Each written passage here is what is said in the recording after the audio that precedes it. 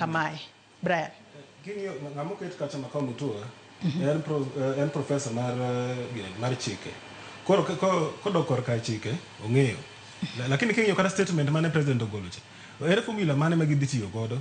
Onge chik ma gidhi tiyo godo. Ok gimiyo kata chik ma gidhi tiyo godo. Then secondly, ka konyo gi kuma wadwa weye godo no. 120 days ok en sufficient time mar timo gini. Nikech nitie categorization mar victims.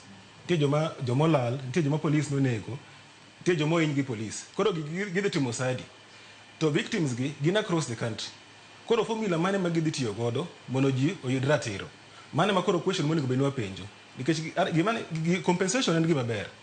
Lakini gima neno aneno ni Rais Ruto temo politicize issue ni. Nikech wach yudo ratiro should not be politicized. There should be a formula ma gitiyo godo mondo ji oyud ratiro.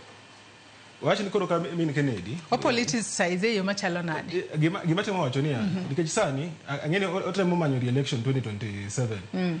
To one of the options ng'ise ni nikech wach police brutality ji nonego ji manolalo ngimagi ji molalgi nyaka giyud compensation donge. Lakini instead of fuata formula maber mondo ji oyud ratiro otemo la shortcut. Nikech categorization mar 120 days ok en sufficient time matimo categorization mar victims gi. To formula mane ma gidhi tiyo godo chulo victims gi idhi chul gi pesa di. Nikech categorize tiyo joma nohinyi ichulo gi pesa di. Tiyo joma nonegi ichulo gi pesa di. Categorization ere kaka gi come up gi formula mar chulo job.